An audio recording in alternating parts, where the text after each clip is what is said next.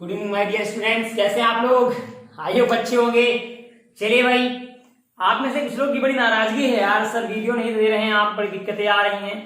पहले तो आप सबसे आई एम रियली सॉरी बेटा कि हम आपको वीडियोस नहीं प्रोवाइड करा पा रहे थे, बिकॉज हमारे घर में कुछ प्रॉब्लम चल रही थी।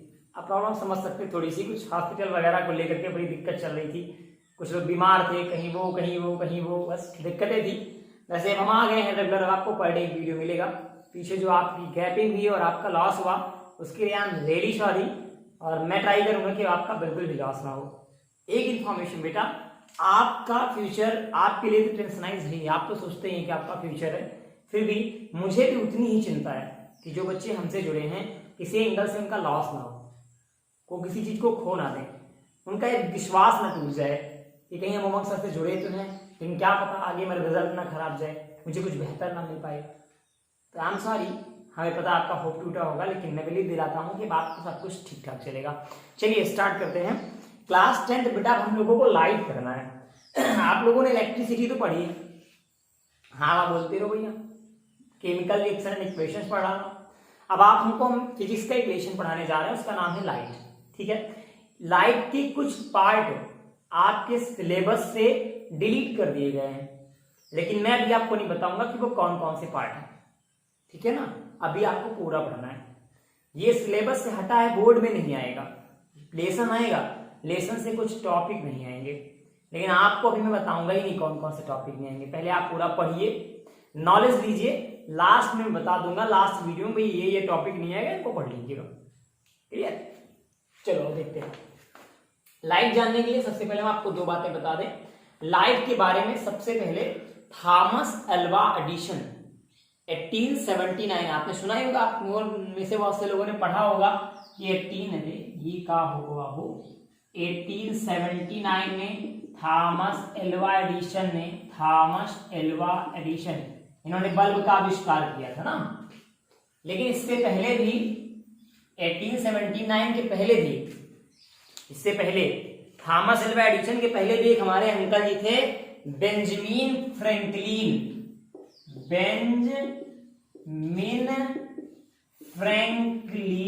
साला नाम ऐसा पढ़ने के लिए लेबर रखना पड़ेगा। देख लो अपने यहाँ नाम होते हैं राम दुलारे, राम प्यारे, मतलब एक में 5-6 नाम लिखा दिए। भगवान दीन भगवती शरण भगवान दीन भगवती शरण दुर्गा प्रसाद शिव शंकर राम उपाध्याय। साला एक नाम सारे देवी देवता निपट गए। देखिए भाई, ये चाचा जी थे ना, इन्होंने बड़ी मेहनत की थी। सबसे पहले इन्होंने आपको इलेक्ट्रिक के बारे में बताया, इलेक्ट्रिक मतलब करंट के बारे में बताया, करंट कैसे उत्पन्न होता है। इनके प्रयोग के बाद थॉमस ने जाना कि करंट से बिजली भी उत्पन्न हो सकती है। इन्होंने बताया चार्ज कैसे एक दूसरे से कोलाइजेशन करते हैं, मिलते हैं, दौड़ते हैं, टकराते हैं। जब चार्ज चलते हैं तब बिजली उत्पन्न होती है, तब करंट उत्पन्न होता है।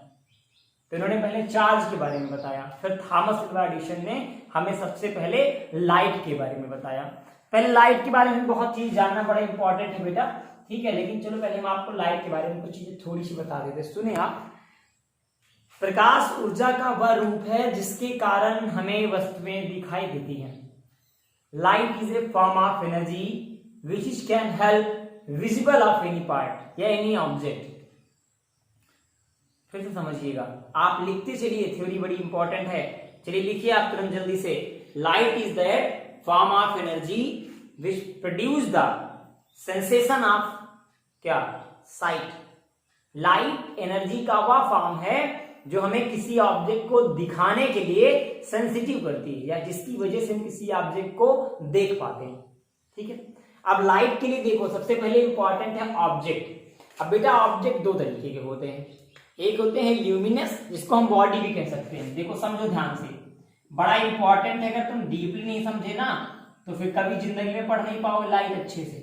एक होता है ल्यूमिनस और एक होता है नॉन ल्यूमिनस। एक ल्यूमिनस, एक नॉन ल्यूमिनस। ल्यूमिनस कौन कौन से बॉडी है? सबसे बड़ा नेचुरल बॉडी है सन ल्यूमिनस में, और नॉन ल्यूमिनस में मून। सन कैसे? ल्यूमिनस कौन कौन से? संसार में कोई भी ऐसी चीज जिसकी वजह से तुम्हें लाइट मिलती हो, बल्ब, लालटेन, चिमनी, कैंडल, लाइटर, सब कुछ, लकड़ी, टायर, ये सब क्या है? ल्यूमिनस बॉडी है। बात समझ रही है? अब नॉन ल्यूमिनस बॉडी में मून, भैया देखो मून का अपना कोई प्रकाश नहीं होता है। दिन भर सूर्य से प्रकाश, सन से लाइट आती है और पूरा दिन अर्थ उसको एब्जॉर्ब करती है। जैसे सन हट जाता है, मतलब छिप जाता है जिस एरिया में, वहीं से यही लाइट की रे रिफ्लेक्ट होती है और ऊपर आके चंद्रमा से टकराती है या तारों से इनको रोशनी मिलती है। आपको पता है सूर्य भी तो एक तारा है ना, वो भी तो एक स्टार है। इसकी वजह से हमें चंद्रमा चमकता हुआ दिखाई पड़ता है, इनका कोई प्रकाश नहीं होता। मून हो गया, या आप ले लीजिए स्टोन, पत्थर ले लीजिए, इसमें तुम कितना भी आग लगा दो। अब बात आती है कि सर हम और आप ल्यूमिनस बॉडी हैं या नहीं। बेटा आई एम सॉरी, अधिक जानकारी के लिए आप स्वयं प्रयोग करना सीखें। यदि जलाने के बाद आप उजाला देते हैं तो आप ल्यूमिनस हैं, और नहीं देते तो नॉन ल्यूमिनस हैं। लेकिन इस प्रयोग के पहले मुझे एक बात सूचित कर दिया जाए ताकि मैं छुट्टी लेके अस्पताल में पहले से भर्ती हो सकूं, आपके घर वाले के ढूंढने पर मेरी मुलाकात ना हो पाए। चलिए शुरू करते हैं आगे की बात। बालक समझ में आ गई बात? ये तो समझ में आ ही गया होगा। ल्यूमिनस मतलब जहां से प्रकाश मिले, which body which is produce the light is called luminous, like sun, candle, आगे क्या, मोमबत्ती, और क्या, लाइटर। ठीक है। Non luminous which body do not produce the light या which body do not on light, ऐसी बॉडी इसका खुद का कोई प्रकाश नहीं होता, उसे क्या बोलेंगे? Non luminous body. जैसे मून, स्टोन, ये सब क्या है? समझदार है? चलिए अब तो भैया सबसे बड़ी ल्यूमिनस बॉडी कौन सी आ गई है? मोबाइल। अब तो सब खत्म। अच्छा चलो मैंने निपटाया, ऑब्जेक्ट समझ में आई। अब देखो ऑब्जेक्ट से लाइट निकलेगी, ध्यान से समझो। मैं घर से निकलूंगा तो किधर होके जाऊंगा और कहां जाऊंगा और क्या करूंगा? कोई बात, पहले तो जरूरी है कि मैं घर से निकलूं। मैं निकला, अब मैं किधर से जाऊंगा, बड़ा इंपॉर्टेंट है। रास्ता जिसको कहते हैं पाथ, उसी को हम यहां क्या कह रहे हैं? मीडियम। ठीक है। मीडियम तीन तरीके के होते हैं, देखें दो मान लो आप, रेयर और अगला डेंसर। रेयर का मतलब विरल, विरल, और डेंसर का मतलब सघन। अब यहां विरल सघन का मतलब क्या हुआ? ऐसे मीडियम जिसमें पार्टिकल बहुत दूर दूर दूर दूर दूर दूर दूर दूर हो, ये कौन सा मीडियम हो गया? विरल, मतलब रेयर। सघन में ऐसे मीडियम जिसमें पार्टिकल बहुत पास पास पास पास पास पास होने, क्या बोलेंगे? सघन। क्लियर? समझो ध्यान से। विरल मीडियम कौन सा हो गया? जैसे बात करें एयर, तो फिर सघन वाटर। ठीक है। अब मान लो कि लाइट वाटर से निकल रही हो और ग्लास में जा रही हो, तो वाटर हो जाएगा रेयर और ग्लास हो जाएगा डेंसर। बात समझ में भैया? इतनी बातें क्लियर हो गई ना, कोई दिक्कत तो नहीं है? समझ में आ रहा ना? अच्छा, पहले लाइट निकलेगी, दो तरह की बॉडी होंगी, एक ल्यूमिनस, ल्यूमिनस से लाइट निकलेगी, नॉन ल्यूमिनस से लाइट नहीं निकलेगी। लाइट निकलेगी जिससे दो मीडियम मिलेंगे, रेयर मिलेगा, डेंसर मिलेगा। रेयर में अगर लाइट जाएगी तो बहुत तेज जाएगी, क्यों? क्योंकि ट्रैफिक बड़ा कम होगा। और डेंसर से लाइट जाएगी तो बहुत धीमे धीमे जाएगी, क्यों? क्योंकि ट्रैफिक बहुत ज्यादा होगा। ठीक है। अगली बात करते हैं सरफेस। अब लाइट निकल चुकी है, ठीक है, और जा भी रही है, अब टकराएगी। टकराएगी तो क्या क्या होगा देखें आप जरा ध्यान से। दो कंडीशन। पहला, अगर लाइट टकराएगी तो होगा रिफ्लेक्शन। इस कंडीशन में मान लो कि कोई सरफेस है, ये लाइट आई, यहां इंसिडेंट हुई, इंसिडेंट मतलब टकराना, गिरी, यहीं ऐसे लौट आई, तो ये हो गया रिफ्लेक्शन। मतलब अगर लाइट किसी सरफेस से टकरा के लौट आए तो वो क्या कहलाएगा? रिफ्लेक्शन एक फिनोमेना है, ठीक है। अच्छा, हम तुमको सरफेस बारे में एक चीज और बता देते हैं, छोड़िए मैंने आपको हटा ही दिया। आप मानिए कि सरफेस को हमने एक पार्ट में डिवाइड कर दिया। हमने माना कि सरफेस दो तरह के होते हैं, एक स्मूथ सरफेस और एक रफ सरफेस। स्मूथ सरफेस कैसा सरफेस होता है, जैसे आपको व्हाइट बोर्ड दिख रहा है, व्हाइट बोर्ड दिख रहा है ना, एकदम चिकना साफ सुथरा सरफेस। और रफ सरफेस जैसे आपका छपरा, बिना प्लास्टर की दीवार, जिसमें प्लास्टर ना हो दीवार हो।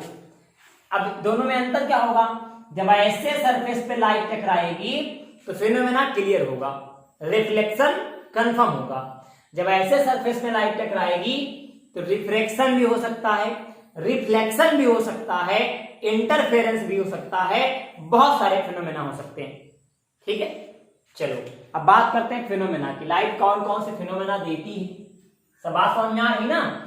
ऑब्जेक्ट जहां से लाइट निकली, जहां से होके गई, जहां टकराई, टकराने के बाद क्या क्या होगा। अगर मान लो ये है सरफेस और ये लाइट टकराई, ये टकरा के लौट आई, ये गई, ये आई।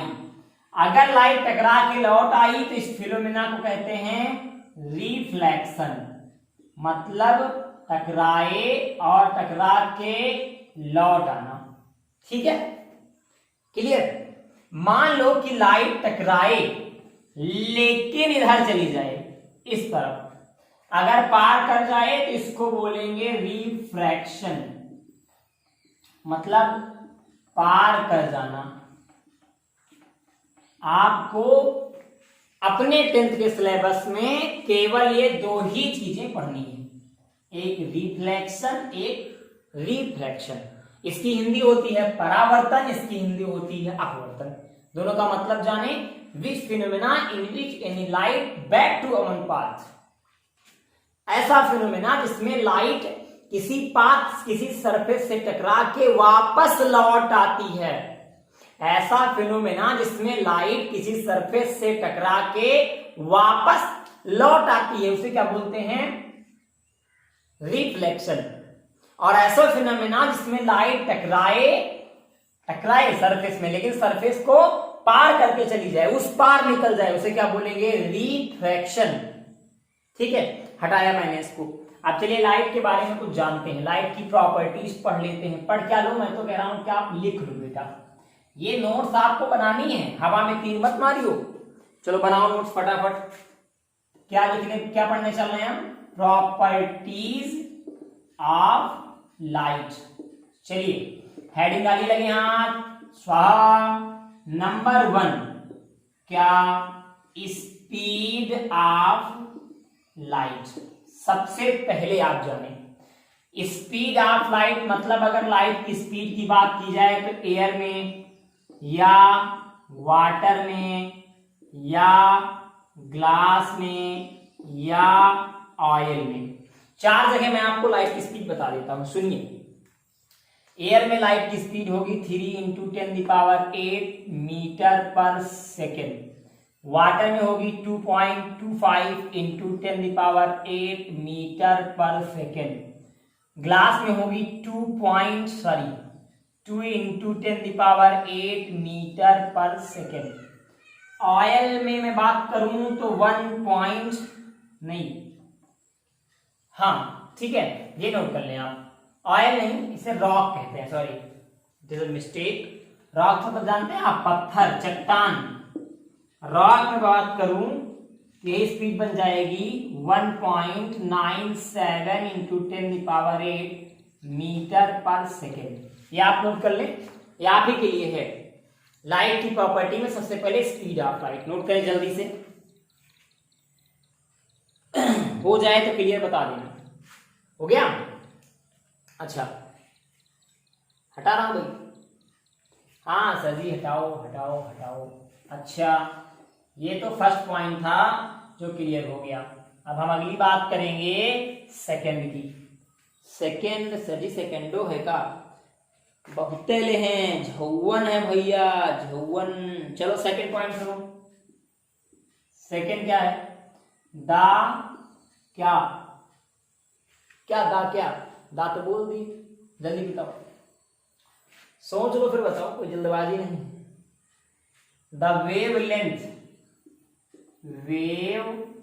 Length of light is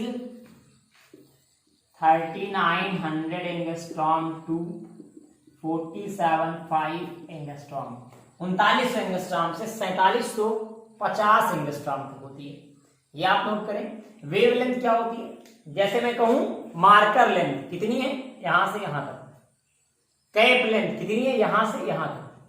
road length, wire length, वैसे वेव लेंथ। अब वेव क्या है? लाइट वेव के फॉर्म में चलती है। कैसे?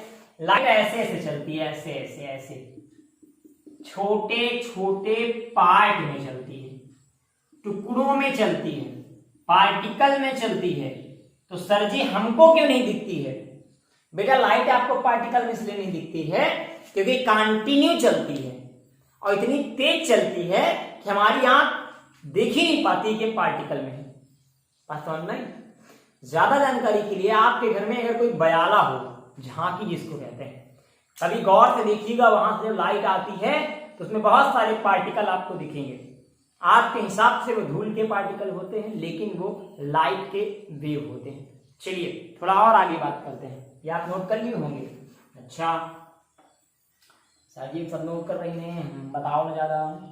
अच्छा दूसरी बात सुनो, लिखें आप speed of light less than denser medium. Speed of light less than denser medium comparing to rare medium. इसका मतलब लाइट की स्पीड डेंसर मीडियम में रेयर मीडियम के कंपेयर में कम होती है। मतलब रेयर मीडियम में लाइट की स्पीड ज्यादा और डेंसर मीडियम में लाइट की स्पीड कम। रेयर मीडियम कौन सा मीडियम था? जहां ट्रैफिक बहुत कम हो, और डेंसर जहां ट्रैफिक बहुत ज्यादा हो। चलो मैंने इसे हटा दिया। हाँ सर सब हटाए रहिए जल्दी जल्दी। हो गया क्लियर? नोट भी कर लिया आपने। चलो फिर जो और भी प्रॉपर्टीज होंगी हम आपको बताते रहेंगे, ठीक है? हम प्रॉपर्टी ऑफ लाइट का काम खत्म करते हैं। आगे देखें बेटा, कहीं कहीं पर आपको सरफेस कुछ और 2-3 तरीके से मीडियम पढ़ने को मिल जाएगा। 2-3 मीडियम और मिलेंगे, उनको भी देख लो। हम नहीं चाहते कि आपको कभी मीडियम में कोई दिक्कत आए, आपको लगे कि हमें चीज जान नहीं पाए अच्छे से। चलो मीडियम में देखो, अभी आगे जब आप पढ़ोगे ना तो आपको 3-4 मीडियम और मिलेंगे। एक मिलेगा पारदर्शी, एक अपारदर्शी, एक अर्धपारदर्शी। नहीं समझ में आया? पारदर्शी का मतलब जिसके दोनों तरफ दिखाई दे, ठीक है, प्योर साइडेड। अपारदर्शी का मतलब जिसके एक तरफ दिखाई दे दूसरी तरफ ना दिखाई दे। जैसे दीवार, इस तरफ दिख रहा अगली तरफ नहीं दिख रहा। बात समझ आ रही? बुलेरो में लगा हुआ शीशा, इधर से उधर भी दिख रहा, उधर से इधर भी दिख रहा, व्हाइट वाला। अर्धपारदर्शी का मतलब जैसे चारपाई फोल्डिंग है ना, उसके देखो सब थोड़ा दिखता है थोड़ा नहीं दिखता। अभी ऐसे मीडियम में पढ़ने को मिलेंगे, तो मान लो कहीं मिले तो आप कंफ्यूज मत होना, आपको लगे सर ने गलत बता दिया। ठीक, अब अगले वीडियो में हम डिफिनीशन की बात करेंगे कि रिफ्लेक्शन क्या होता है, रिफ्रैक्शन क्या होता है, इसका मतलब क्या होता है और कैसे ये होता है। मिलते हैं अगली वीडियो में। इसमें बस इतना ही। एक बार फिर से आप सभी को आई एम रियली सॉरी बेटा, आप कंटिन्यूटी में पूरी तरीके से बना के रखूंगा। फिर से आप सभी को बहुत बहुत धन्यवाद हमारे साथ बने रहने के लिए, इतना सारा प्यार देने के लिए और हम पर इतना अटूट विश्वास करने के लिए। फिर मिलेंगे अगले वीडियो में। जय हिंद, जय भारत।